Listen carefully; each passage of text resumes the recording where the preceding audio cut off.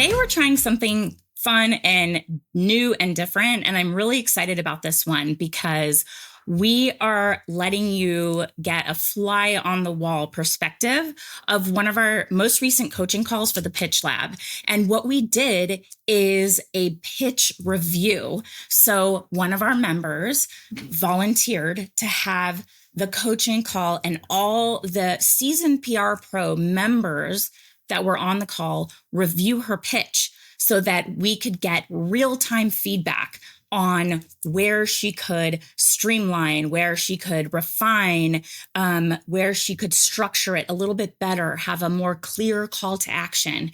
And I hope it comes through on the podcast as incredible as it was on the call. If for some reason you're a visual learner and you're like, I really need to see this to make sense of it, you can see the recording with all of the pitch written out on YouTube, okay? Because that has video, and it was a coaching call, and I shared my screen and we all looked at the same pitch. But I tried to make it clear for the podcast audience to clarify what we were reading, what we were looking at, and we took it section by section and really punched it up, refined, made it clear, and gave explanations as to why we were suggesting those edits. And when I first took a look at this pitch, I thought that it was actually a really fantastic pitch. And if she were to send it out as is, it would have been a great pitch. But with the feedback of the community and my own kind of managing of the discussion and calling on the people I know that would kind of contribute in the right spots to those sections and advice that they have from tweaks they've made in their pitching efforts, we pulled together an awesome pitch with a lot of really savvy edits that I think will be much more well received by the media. And a side note is that I wanted to get some clarity on the client from Candace and understand the background and the connection. And I found out that she was offering some free PR work as a quote unquote trial. So we had a whole discussion about that as well. And I think that's worth a listen in and hear how we think about offering trial periods. This was an unpaid trial. And I was like, let's talk about it. And so we hear Candace's perspective, her reasoning as to why she did it, and then my feedback and the community's about maybe how we would approach that differently or how to position that to the client so that she has a chance of converting that client to a paying client versus just getting into this cycle of offering free work and having them kind of take advantage, which I never want to see. So listen in on the pitch review, and I'd love to hear what you think. Leave me a message on Instagram at Generation PR. I learned so much. I always do. And this is the magic of the Pitch Lab and our coaching calls. They are amazing. Listen in and let me know what you think. Hi, guys. Hi, Candace. Hi. Hi. Welcome to, well, you're on YouTube, you're on Pitching Powerhouse, and we also have all of the other members of our Pitch Lab community on our monthly kind of coaching hot seat call, and we're trying something new today. And so, Candace, I just want to thank you for kind of raising your hand to be first. You're the guinea pig. And I'm getting attacked by mosquitoes over here. Get out. That's fun. So what we thought we would do, and we're going to be offering this as part of our offering inside the Pitch Lab, because we hear from so many members of our community that they just want visibility on their pitches, especially if it's not resonating. We did create the winning pitch vault, which showcases a lot of our members that have had successful pitches. And I think that's incredibly valuable to see the pitches that do convert. But when we're working and trying to get the pitches to get some attention, maybe you're not, converting, or you just want a little bit more feedback on them, That's why we're adding in this review process. So I wanted to give an example on YouTube and the podcast to show what that is going to look like. And so we asked Candace to submit her pitch. And so I'm going to start by just asking you about Go Sleeves, which is your client, right? I want to hear from you kind of how long you've been working with them, what are their goals and objectives, this particular product, like kind of fill us in a little bit on what you're working with. Yeah, absolutely. So Go Sleeves, this was actually, so they're not a client yet. This is something they needed a little bit of PR help with. They have a contact who is a client of mine. So that's how we got in touch, was a referral. And they were like, look, we're a startup. We would love your help. We're working to raise some funds right now. Could you just help us reach out to some mainstream media contacts to see if we can get some press on this sleeve, which is, it takes that tape and then it merges it in with a sleeve, which is, it's, as far as we can tell, according to the company, it is the first and only sleeve that offers this. So they already have like people working in the NFL that are using this. They have professional runners. They have people and they have really great reviews. So the product itself seems like it's a no-brainer for anyone that, has to deal with the tape and they don't like the mess, but then it's just, you slide it on, slide it off. So that's kind of the background. So the goal is to hopefully get them as a client. And so this was an initial pitch that I wrote to a handful of Hearst media contacts. And their marketing person actually gave us their contact info. And she said that we could use them as, like, put her name in there as kind of like hey, we've already been in touch. So I threw that in there. Hearst World account manager, Patty Rudolph. Yes. Okay. So you had reached out to her and she discovered the brand through you, or she had already known about it? She actually had found, she had already known about it due to a running event that she was at, and Go Sleeves was also there. So she found out just kind of organically. They were both there. She found it, was like, oh my gosh, I love this. I use it every time I'm doing any kind of competition.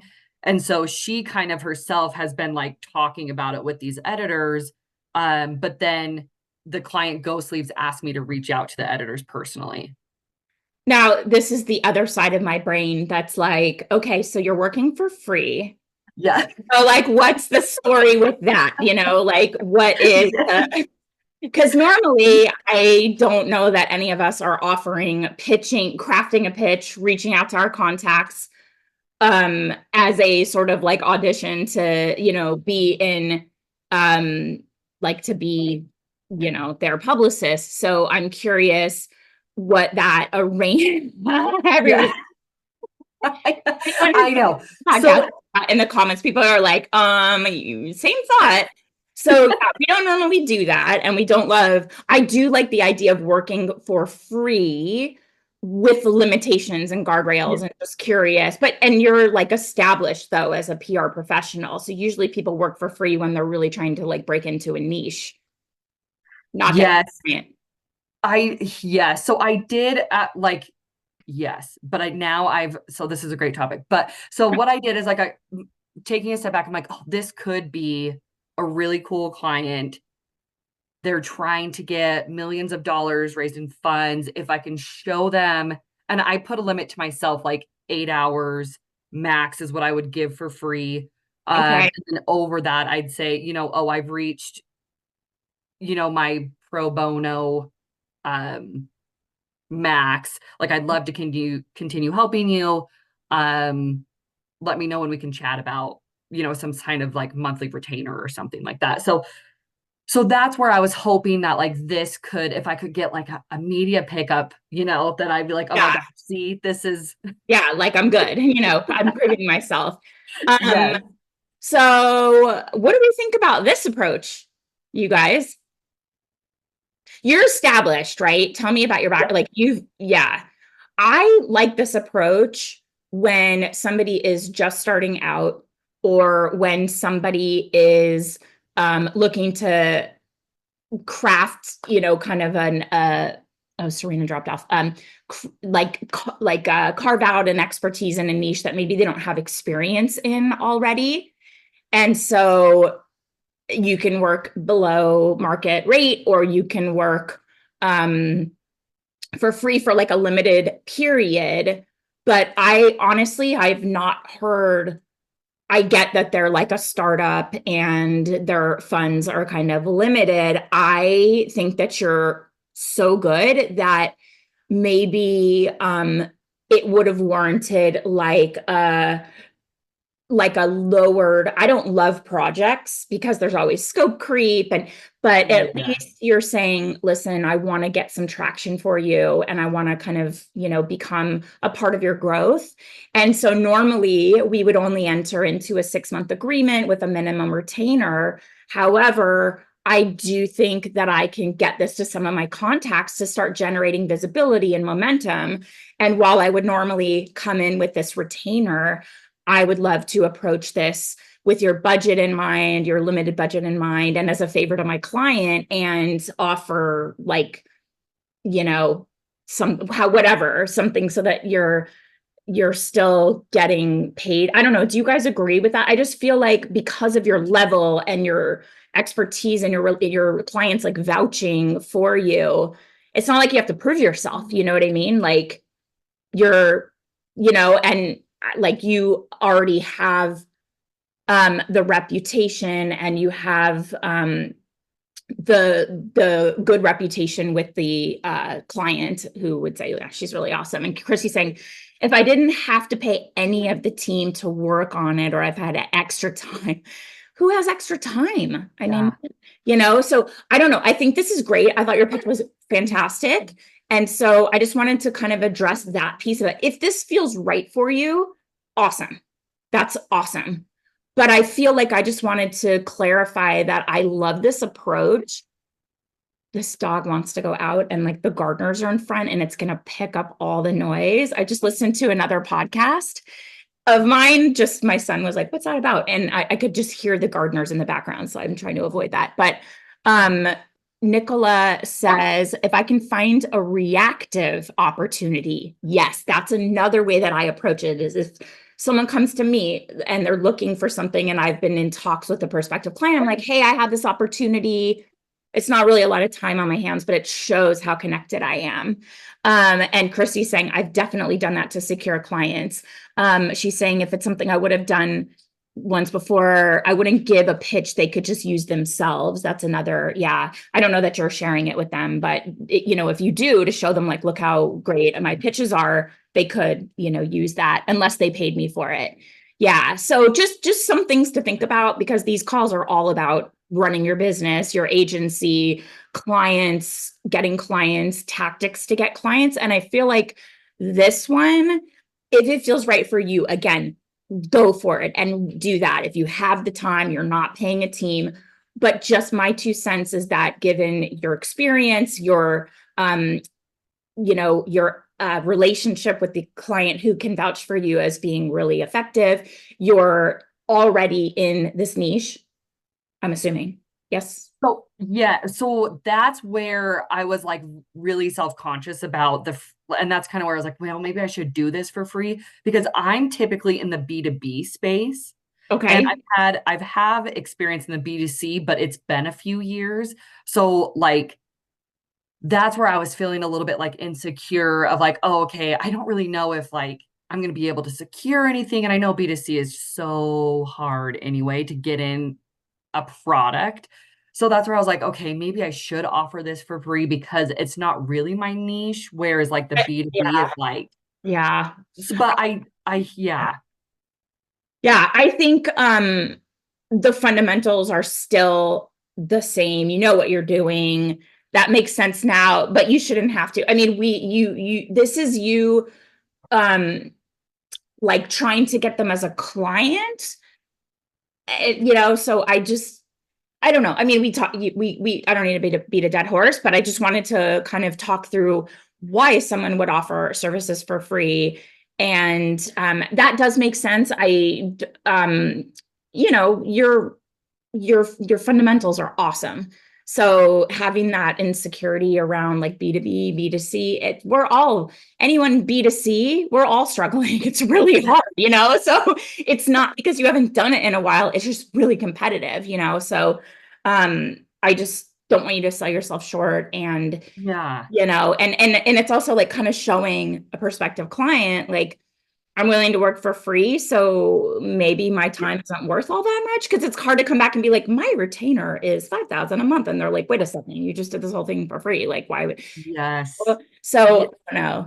I don't know. But So yeah, I do have to say, because I did that for free, he has another company, and so he okay, asked me to help for free again, and I'm just like, oh, this was a mistake. So once yeah, you do it, it's like, yeah, so so floodgates I are open. Yeah, and you're kind of like, I don't want to say no, but you also don't want to get taken advantage of, and you're running a business, and your time is really valuable. And I'd say if you were just starting out, I mean, B2C, you've done it. It's competitive for all of us. You know how to pitch, you know how to find contacts, you know how to position a pitch really strategically. So it's not like you're getting the value of having this free experience. You're just trying to win the business. And in that case, I would, you know, and maybe it's like, I'm trying to win the business so that when they get some kind of funding, they'll want to work with me. Um, but I still think in that context, you can charge like a, you know, either a limited time or a I hate projects because of scope creep, but this might be one of those like sort of projects just to start supporting them with visibility so that they can get the funding or they can get the momentum. And then you want to reevaluate and come close, you know, closer to your normal rate and still respect that they're a yeah, startup, but you're running a business, you're not running a, you know, a nonprofit. So those are just yeah, my thoughts on that. Um, yeah. don't, I'm Thank you. I not really trying to appreciate beat that you up. Like, perspective. Yeah. yeah, yeah. I'm not like beating anyone up. I'm just No. like, I'll make more money. Um, so the pitch itself, I have on the screen, anybody watching on YouTube. I don't know if you can, let me see if I can make it just a little bigger. Can you guys see it? And read it? Yeah. So, yeah, Candace, do you want to go ahead and read the pitch? Oh yeah, absolutely. So um this is um Runner's World editor in chief, and they call it Runner and runner in chief. I thought that was really cute. yeah. So I just said, good morning, Jeff. As the runner in chief, love that, by the way. You might be interested in the world's only kinesiology. Oh my gosh, I don't know how to pronounce that properly. Kinesiology. Yes, Kinesiology. sleeve. Go sleeve. Sorry, reading it and hearing it is like so different. Yeah. Um, some of the world's top athletes, including mountain and trail runner champions Joe Gray, Ali Mack, and Morgan Elliott, over 100 NFL players, Olympic athletes, and amateur athletes are raving. Since launching 4 years ago, Go Sleeves has sold out 5 times and has more than 20,000 customers who are hardcore advocates for the brand. Runner's World account manager Patty Rudolph being one of them. So she was that like kind of person to throw in. Hopefully there was some name recognition there. And then why? Go sleeves are the first and only two-in-one sleeves combining can can you say this? Kinesiology. Yes. It is hard. Technology with the compression sleeve. That's the other part, compression sleeve. So Go Sleeve products have helped runners achieve peak performance, reduce aches and pains, reduce downtime from injury, and accelerate recovery time. In fact, Go Sleeves customers reported roughly 60% reduction in pain, inflammation, tightness, and use of pain medications due to using Go Sleeves for activity, recovery, or both. They also eliminate the expensive hassle and waste of the kinesiology tape. So we'd love to send you a Go Sleeve product to try for yourself. Um, we have knee, calf, and elbow sleeves available. Here's how: determine your correct size using our sizing chart. So that's just hyperlink. Place an order online using this unique link, or email me with the product sizes and shipping information. We'd be happy to place an order for you. Once you test your sleeves, I'd love to connect you directly Zoom. Oh my gosh, via Zoom with our founder and CEO, Darren Lancaster. so you can get the whole story. If there's an upcoming runners event you'll be attending, maybe you can meet in person. Thanks so much for your time, Jeff. Hope to hear from you soon. Thanks for reading that. I know it's hard to like read Yeah. it. Like, wow. Um,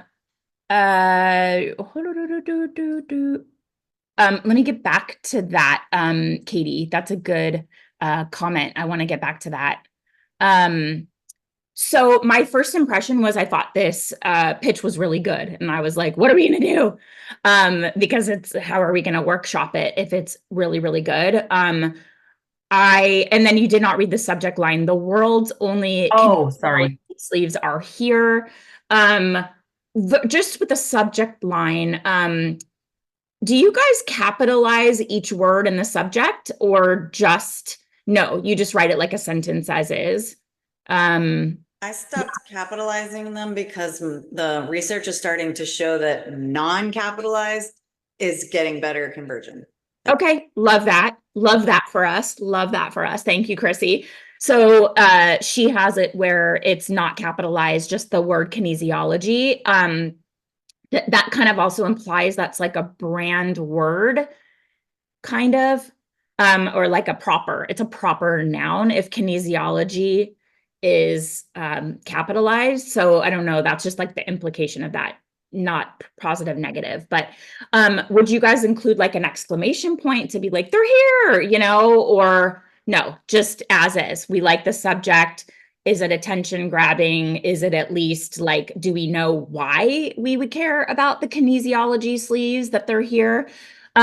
We have Katie saying she wouldn't capitalize the K because it does imply like a proper noun or like a brand term of art. But I think that's a good subject line. I love the way that, I love asides. I think they're like more conversational, engaging. So she has it as an aside, as the runner in chief. Love that, by the way, BTW. That's like a way a human would talk. It's still respectful. It's showing, I'm sending this to only you. It's not, going to anyone else. Obviously, with runner's world, this is a relevant pitch for him. So I think that sort of like where you also said and only with an exclamation point in parentheses, that's how I write. I feel like it's a little bit more like informal and engaging. So, and especially if like you followed him and he's got a very approachable, like runner in chief is like a very approachable way to call, to title yourself. But what do you guys think about that less formal writing style, a little bit more like with the asides? Anybody have any thoughts on that? We like it. Amy likes it. And Chrissy likes it. I like it too. Okay. And then some of the world's top athletes. And then you have, I'm assuming, recognizable names to this community of people, right? Yeah, these would be like, I think so. Yes, that's how the owner of Go Sleeves spoke, was like these are well known in the industry. So I didn't know if I should like add more links, like because I was thinking, no. Okay. No, so I'll say here you have the Go Sleeves, which we didn't mention when we read it, is hyperlinked to, I'm assuming, the website. Chrissy is saying I would remove the hyperlinks, remove the how-to stuff, and send that if he's interested. I'd also bullet point the stuff that you have bulleted so it's more scannable, meaning like you're reading it with your eyes quickly. Nicholas says bolded. Okay, hold on. We'll get to that. That's a great point. I like the casual tone, but the long paragraph becomes a little marketing-ish. Maybe the bullet points can reduce it. So you have first and only 2-in-1 sleeves is bolded. Customers report roughly 60% reduction in pain, inflammation, tightness, and use of pain medications, bolded. And then we want to send you Go Sleeves. Let's get to the call to action at the bottom later. Let's focus on like just sort of the intro and then we'll pivot to when you said why. I like that a lot. So, these bugs, I'm sorry. It's like overwhelming. They're like in my ear. It's making me crazy. So, I love the name dropping. You're like, I just dropped all these names. Look at, it's like relevant. But I think 100 NFL players and Olympic athletes are using this. Like, that's incredible. Do they have any stat or quote from any of these that have said like that it helped them with their peak performance?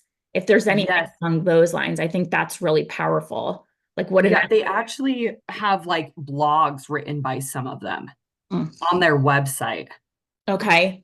I mean, I think maybe even including a quote from an NFL player about how it's like peak performance, or an Olympic athlete that said, breaking into gold, like with pain or whatever was a challenge. And now in wherever I just, Paris, I just achieved my dream. I don't know, something, because I feel like Olympic athletes and NFL athletes, they are all about peak performance, and every little tiny thing they do, it could shave a quarter of a second off their time, or it could, mean the difference between a medal and not having a medal, or winning a game, or getting injured and not being able, that's your career, right? So I feel like that's incredibly impressive.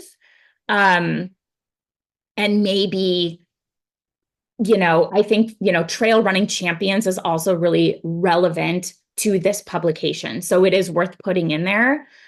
Do you guys feel that long sentence with all of the names and all of the, everybody loves this, Olympic athletes, amateur athletes, she says, are raving? Katie is saying raving might be a salesy word. It is a salesy word. Maybe say something like are hooked. I like that. That's yeah. And Runner's World account manager. What's like an account manager? She does like ad sales. I think so. I honestly don't know. I never connected with Patty. It was like their CEO, Darren, had a relationship with Patty. Okay. I don't know. Like, unless Patty Randolph is connected to Jeff in some way. This is Runner's World. Jeff is Runner's World. Yes. And so Patty is the one that provided his email address. Okay. Maybe you start by saying, that, like the account manager, Patty, if he knows her, hey, Patty Randolph suggested we connect. There's like that personal connection. I'm not saying you have to do that, but one way to bring in that name, because it's less impressive than Trail Running Champions, NFL, Olympic athletes. And you mentioned like hardcore advocates for the brand. Why do we care about Patty Randolph? Well, it's because she like made the connection. Like, you're coming in with a warm intro. Okay. What do you guys think about that? Like, creating some way that you're like, Patty Randolph, who happens to be a mega fan of Go Sleeves, suggested I get in touch and share this with you, suggested that as the runner in chief, you might be interested in, that approach. Nicholas saying this is really pedantic, but it took me a while to read that sentence because of it's the space. Yeah, the emoji came in at a bigger size than the rest of the text, so the spacing's a little off. I thought it was a new sentence beginning with Randolph. Yeah, that's tricky. I felt that way too, but then my mind was like, she's just sending it to me in a Google Doc. Maybe an email didn't look like that, but yeah, like it might. Yeah, that's right. The flow. So that's something to also think about. And Amy is kind of aligning with what I'm saying. I like the idea. That's what I try to do if I have a connection. You just like, you instantly are showing like, I'm not some rando. Patty Randolph, your account manager, said you would be interested in this and told me I should reach out to you. In a way, you're like implying that, right? I feel like it gets read it if they see the connection. So that was one of my thoughts too. Okay. And I'm glad someone agreed with me because I'm like, maybe people don't do that anymore. I don't know, but yeah. So I love all of this. You got a little bit of feedback here. Since launching 4 years ago, it doesn't sound totally new. And it's also like, well, if it's been around 4 years, why haven't I heard of it? I love sold out 5 times, but it's like, we don't know in what period that's, Yeah. more than 20,000 hardcore advocates for the brand. Like that's helpful too. I don't know if it's relevant. It's a great way to introduce Patty Randolph, but we're considering maybe moving that up as like a connection for the intro. So I don't know if 20,000 hardcore advocates is helpful. I love sold out 5 times. I might keep or leave that because I feel like it's a good tee up to this introduction for that woman. But now that we're moving it, maybe that sentence can be tightened a little bit since we're maybe not having 4 years ago. I don't know. Do you guys think? I think 4 years, it's like, why haven't I heard of this? Or like sold out 5 times in 4 years. Like, yeah. maybe that's impressive. I don't know, but I love sold out 5 times. Just like, I don't know what period. It could have been 20 years. Like, I don't know. But I would feel like I haven't heard of this. Why haven't I heard of this? Is it old and stale? Do you know what I mean? I don't know. What do you guys think in that? Any feedback on that?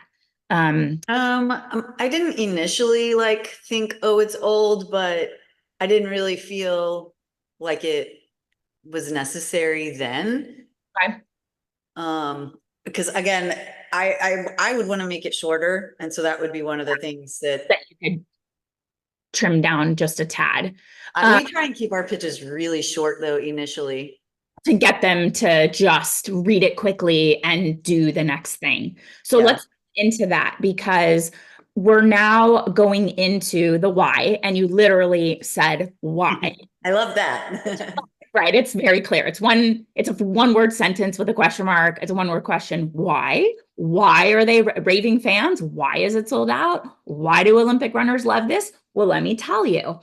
And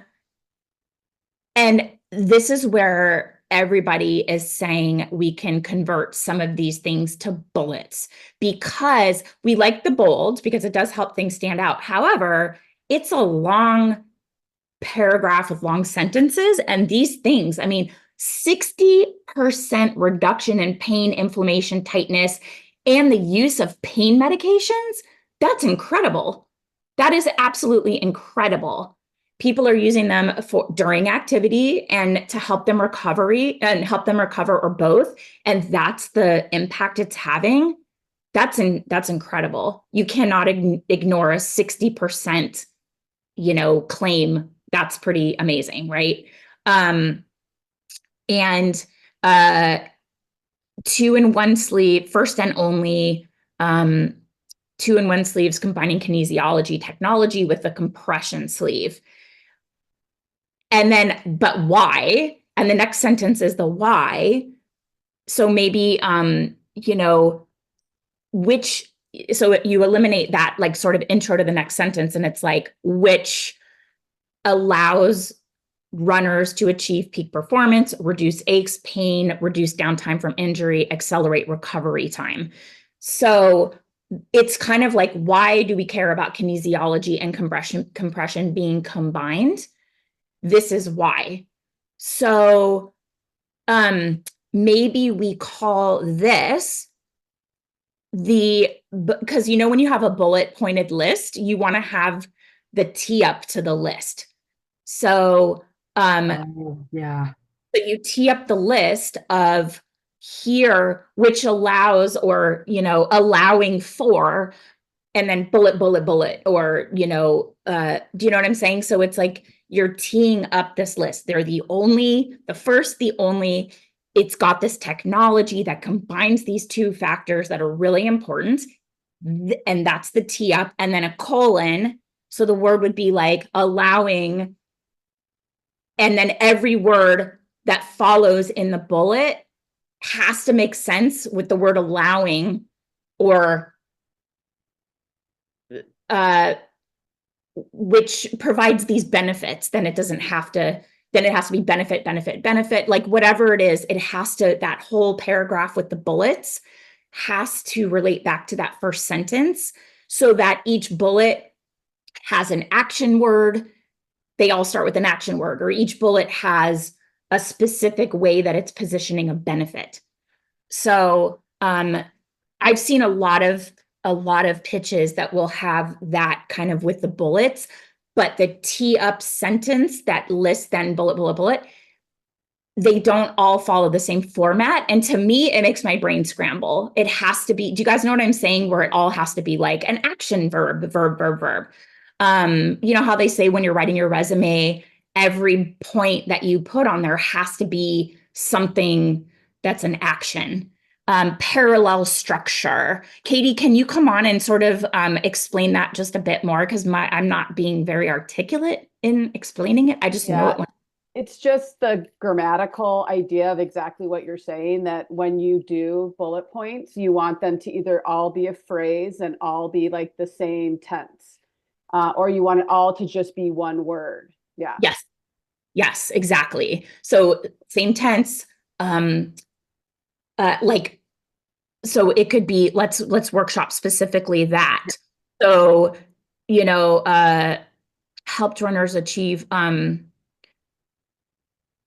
so maybe it's saying helping, okay, Go sleeves are the first and only 2-in-1 sleeves, combining kinesiology technology with a compression sleeve, helping runners to, achieve peak performance, reduce aches and pains. These are different bullets. Reduce downtime from injury, accelerate recovery time by how much? Do you have a stat there? I'm sure they do. You know, so that you, and I wouldn't put all of them, I would put the most impressive of the stats. But now you're combining helping runners to, achieve, reduce, accelerate. That's the parallel structure that Katie was describing. How do we take customers reporting roughly 60% reduction? So reduce pain, inflammation, and tightness by 60%. The use of pain medications, it seems weird to me that all of the things related to the body would be 60%. And it just so happens that also 60% of people have, you know, eliminated the use of pain medications. That might be another bullet point. And we love hearing our customers are reducing, reducing their use of pain medications. And it also, you know, benefits that they love, eliminates the expense and the hassle and the waste of kinesiology tape. Because why? These are reusable. Do we know that? Right? Like kinesiology tape is a one-time use. This is reusable. So maybe it's one word that's you know, waste of one-time use kinesiology tape or something like that. This is a reusable thing. I don't know. But does that make sense how we're positioning it with like bullet, bullet, bullet? You might not need all of those points in there if they're redundant, but if you have a stat, that would be really helpful there. And just, this is really impressive. So keep it short. What would you guys say? 3 bullets max? 3 to 4 max? I would probably stick with 3. Just as humans, we like the odd numbers. Yeah. I'm always like 5 points for this, 7 tips for blah, blah, blah. Yeah. The only even seems to be like 10, but not in bullets. That's too many, but in a listicle, you know? So, and I'm picking this apart because we're picking this apart, but this is a really good pitch. Like the info's here, it's really good. We're just like tightening it up. And I think that if you tee this whole thing into and maybe here is where you say it is a, reusable. It's something that, they have that they can use over and over. Maybe that's obvious to everybody, but I don't know. I mean, it's a sleeve, like maybe it gets stretched out and you only use it like once or twice. I don't know. And then here is the call to action. Okay. So we'd like to send you Go Sleeves products to try for yourself. We have knee, calf, elbow sleeves. Here's how you get it. You've got the size chart with a link, place an order from our store. It says using this unique link. I'm assuming that was created just for him. I clicked it and it took me to the homepage. I don't know. But here is where I would love to hear from Chrissy, who has a different approach to the call to action. Yeah, first of all, the links like that, hyperlinks probably won't even go through their server. Really? But, like, what are we saying on that? a lot of times the external links do get blocked by their servers. So I try to not include any links, sometimes not even in my signature, just so that it doesn't get blocked. I know I've just been studying it recently with all of my pitches to see like delivery rates and things like that, open rates. But So will it block the whole email if there's a hyperlink? Or are you just saying it'll go through, but the link won't? no, that'll block the whole email and they won't even get it. It might just go to their spam filter and just be like external communications looks fishy. And then sometimes they're not even looking at. Yeah. Also, this has more than one call to action, which is going to make them go, I can't make a decision. I won't make any. Yeah. Yeah. You're like, you got to pick first, you got to get your size. You got to determine which one you want. You can either order it yourself or you can ask me and I'll do it. And then you can talk to them on Zoom or maybe you meet in person. It's like, I don't know what's happening. Also, I want to say Amy had a good point here back on the why section that a stat on any money saved would be good to add in terms of like reusable versus one-time use as a bullet, the money saving. I don't know if they have like some sort of projection about that. Like an average person, like an average active runner uses this much kinesiology tape. We save them that expense for the, reusable, like let's say somebody has knee, elbow, and all the things, right? And calf or knee and calf because they're a runner. Yeah. Now they're using kinesiology tape all over their leg every time they run and every time they're recovering. That's a lot. And now you have 2 sleeves. The other thing too is I noticed that the prices were missing. Do you guys include prices? If it's like a limited product, like here we have 3, 3, are they all the same price? Are they different prices? If it's 3 max, I would maybe include the prices somewhere. I had a question about that because this we wanted to obviously share for free. So, and I kind of avoided using we want to send it to you for free. Yeah. Because I didn't know if that was salesy. So that unique link, they would just add it to their cart and it would be free. So that's kind of, so I would love to get like the group's opinion on that. Like we would love to send the Go Sleeve products to you for free. Well, that's a different question altogether. This is for the pitch for them to consider sharing with their audience. And we're talking about, like Amy was saying, money saved on a compression tape versus a reusable sleeve or a compression, ankle, knee, whatever product, that saves money, because this is $50 and kinesiology tape is $50 a roll and you need, 100 rolls a year. I don't know, whatever that stat might look like. But yes, I know the word free, or, I think it's implied that, place an order, but you're saying from our online store. I would just say like, for you, it's like to imply that obviously shipping everything. I don't know. It's like shipping everything's included, but it's that word free that feels kind of cheap. I know what you're saying by that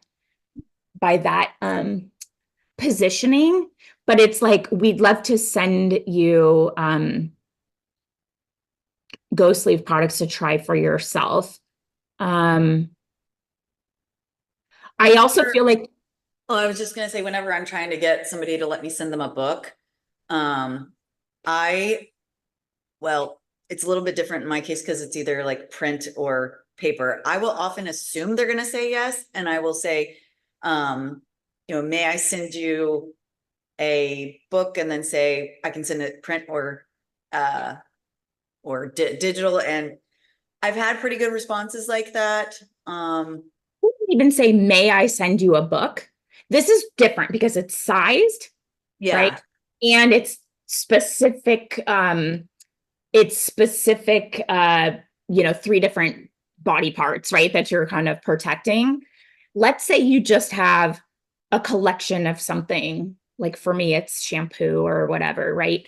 I would say it in the affirmative, like you're getting in their brain and you're like, please, we are sending you, can you confirm your address? Or if you have their address in your database, put it in there and say, can you confirm this is the best address to send it to you? And let them say, don't, right? Or they'll get back and be like, yeah, that's my address. Because all they've had to do is confirm their address. Or you say, we would like to send this to you. What's the best address? But when you say, would you like me to send this to you? It's easy to say no. Yeah. Or it's easy to not reply. Well, I don't want it. But if you say like, what's your address? And that's what I meant. Like, I try to avoid any yes, no questions. Yeah, exactly. It's sort of like you're going, I will be sending this to you. So, but in this situation, you have sizing decisions, the specific products decision, and you have created a unique link where he can pick whatever he wants and shipping and everything's included. So that's a different thing. Maybe that's a follow-up email once he expresses interest so that he's going to take those simple steps.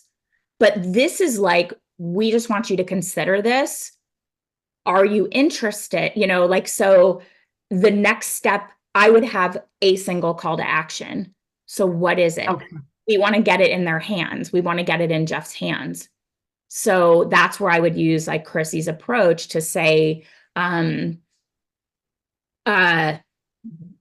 would also, by the way, go back to this. When we have knee, calf, and elbow sleeves available. I would have included that somewhere up higher, just explaining, Go Sleeves to me, like arms, right? So I would say, Go Sleeves has sold out of their knee, calf, and elbow sleeve 5 times, or, Go Sleeves has products for knee, calf, elbow pain support or whatever, and has sold out in these products more than 5 times, something along those lines.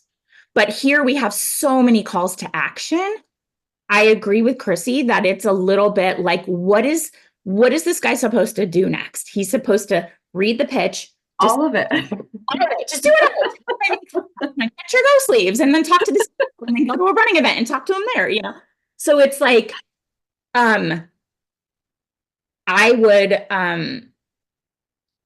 just try to get him to agree to have you send him the product. And then when he writes back, says, yeah, I'm interested, then I would follow up with the, the size, it's a simple size chart. And I'm happy to order it for you. Yeah. Okay. And maybe, I don't know, like if the sizes are pretty clear, like there's one size that most people get, and unless you're like very small or very large, everybody's like right in the middle. maybe I would even take care of that for him. But if it's truly a size thing, you don't want to have him sent the wrong size and be like, this doesn't work, or I can't even get it on, So I guess that is important. But the point here is one call to action.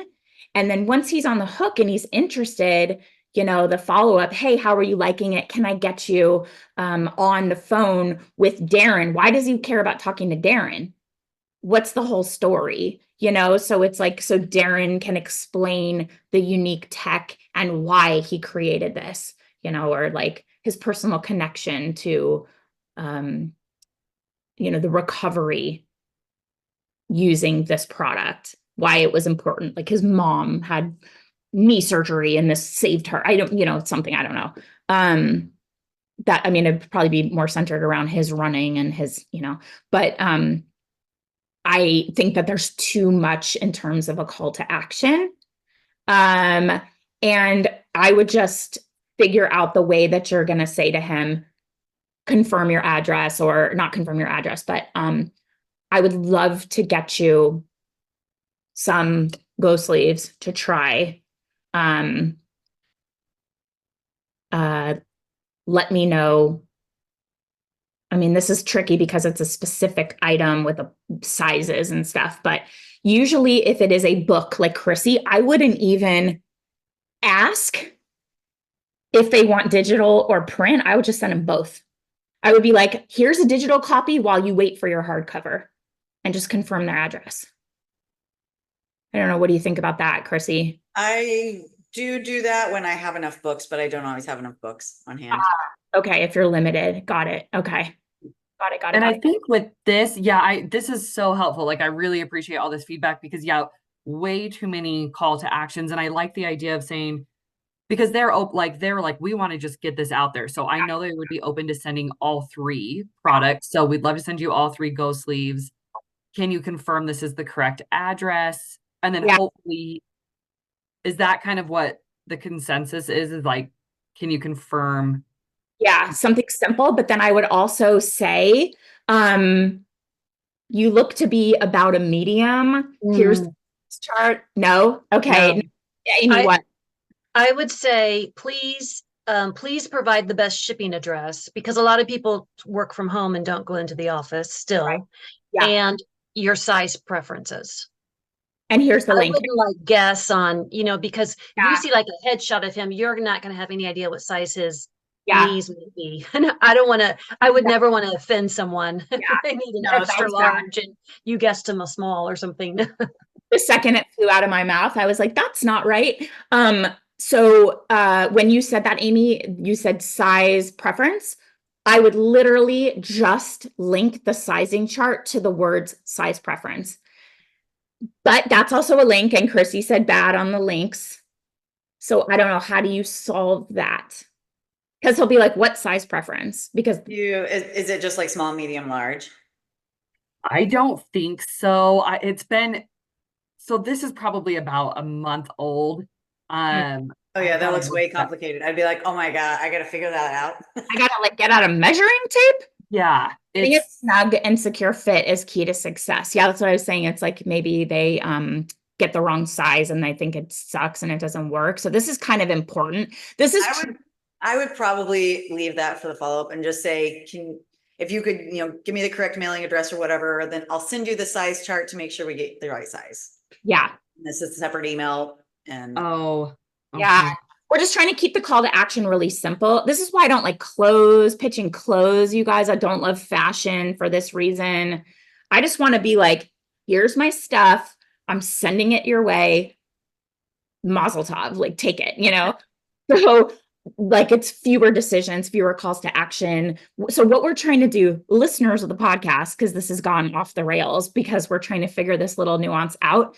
We're literally trying to figure out the simplest call to action that Jeff can take to confirm his interest and further this pitch along, right? To get the product. The goal here is to get the product into his hands so that he has interest, so that he can run it in the publication, so he can maybe talk to Darren Lancaster, the CEO, to get the whole story. That is, the next phase. Like, what are we trying to get Jeff to do? Express interest so we can get the samples in his hands, because he's a true runner. He's going to experience it from the core customer's perspective. And if he likes it, you know, maybe he'll put it in the publication.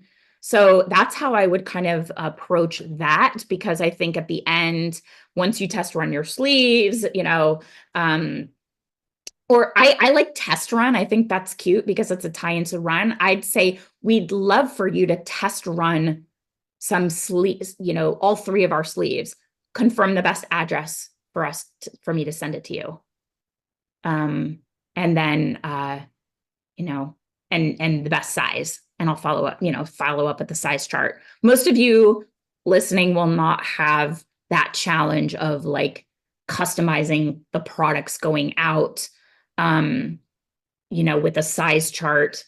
But we tend to, when I have like my hair care client, we tend to pick products for them based on what they say their need is. I mean, when you have 200 products and you're not launching anything new, you're kind of like, here's the brand, look at all this stuff. And they're going like, it's too much. So we'll pick a few things. But again, we don't want to make any assumptions, right? So, but I would clean that, make it very simple, one single call to action. And then I love, you know, thanks so much for your time, Jeff. I wouldn't say hope to hear from you soon. It feels kind of like, please pick me. It's got like pick me energy. I would say looking forward to, like you're getting in his head, like you will contact me and I'm looking forward to that. And then put, you know, your name and whatnot.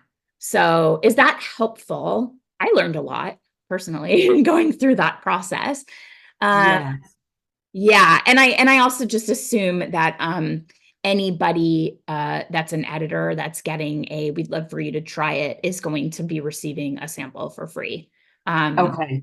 Yeah, like, so I wouldn't even say for free, but you're kind of like, go to your order from our online store, which to me, I was like, wait a minute, I'm going to the website.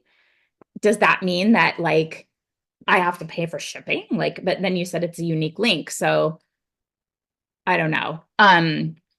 If we're pitching products and are supposed to avoid images and links, how are we pitching products? So you can embed an image rather than an attachment, and that seems to get through a bit better. Chrissy, do you have a thought on that? Well, when I've done gift guide pitching, I will include the link, but it's very clear that this is an Amazon link. This is a Google, you know, it's very clear that it's not going to some porn magazine or whatever, you know. But you like highlight Amazon. You don't include the like 30-year, the 30 No, letters. I will put the actual URL. You do? Okay. Yeah, Okay. because if you use something that hides what's on the other end of it, what I've heard from them is they're not clicking on it.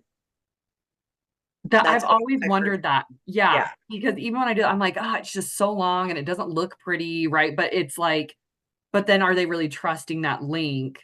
Well, and on Amazon, there's a bunch of extra metadata, or not metadata, but there's a bunch of stuff at the end. I call them dirty links, where it gives you all the like extra stuff that shows you where the sourcing and all that. So just go to the smallest version of that link as possible. Usually it'll be like only a couple forward slashes, and it'll be, you know, so much shorter.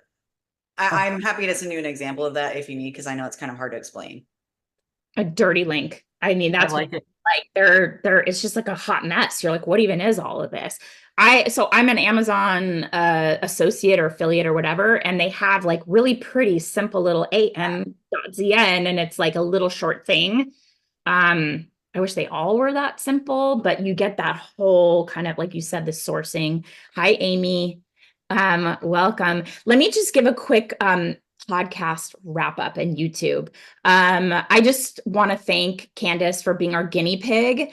And like I said, that pitch, if that had gone out exactly as is, was a great pitch. Honestly, it was a great pitch. This is about mastery, refinement, really figuring out the best ways to have your pitch not go in a spam filter, have it get actually read, which is why we structure it with a simple eye-catching, subject. And then we want the most important points really simple in a bullet so he can scan. We have to assume they're scanning. And then moving the common connection up to the top. So he's like, oh, this isn't some rando, like pitching me something irrelevant, but this person sent them to me. And then one simple, clean call to action, the very next step you want them to take to move this process forward, knowing this is a product that he's going to probably need to test and experience before he can consider writing about it. It's not a simple something that he could be like, that's cool. I'm just going to, like, I have a new client that has super cute, very like French aesthetic plush products, like stuffed animals and little like pumpkin Halloween, like totes for trick-or-treating for little kids. Everything is adorable, but you don't need to experience it to know it's cute. Like, we're getting tons of press because it's just cute, And so if people want to sample, that's cool, but they're still writing about it. But this is like, you got to experience it. So that's the very next step. That's the call to action.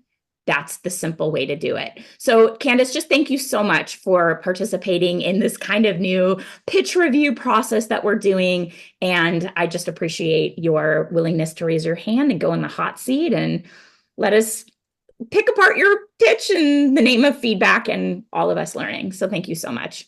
Yes, I really appreciate it. Thank you for everyone's feedback. Now it's a lot clearer to me as far as how I can approach this next time. Awesome. And I feel like we all learned something too. So thank you. Wasn't that seriously awesome?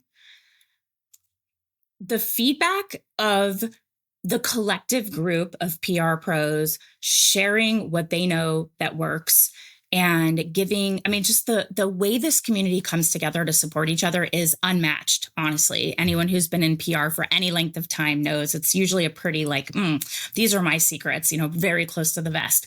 But as you can see, our community is here to lift each other up, support each other. And it's awesome to see. And I love everybody sharing their expertise and their know-how. And it's a judgment-free situation. It's just everybody trying to help each other do their best work. So I'm so glad you got a glimpse into one of our calls. And that's just a little fraction of what we cover on the calls. We talk about everything from pitching, running our businesses, bringing on new clients, dealing with red flag clients, how to kind of break free from burnout, dealing with clients that are underpaying and how to raise our rates, anything and everything that you could think of that you might find yourself struggling or spinning your wheels. Those are the calls that we have. Those are the discussions we have, and they're incredible. I feel so energized every time we have a call for the Pitch Lab. These are the one and only call that we have for coaching community collaboration, and they are awesome. And the way we are restructuring the Pitch Lab, you could have your pitches reviewed by your peers. You could have your pitches reviewed by me, by the community, and get real-time feedback on how to improve. If you're spinning your wheels and you're sending out a pitch and you're hearing crickets, ask us. Let's get some insight from your peers on how to make it better. We're here to make you better. And I just loved that review. I learned a ton, like I said, and I hope you did too. So thanks for checking it out. And again, let me know what you think and go kick ass this week, because I'm about to kick ass myself, and I'll see you next week.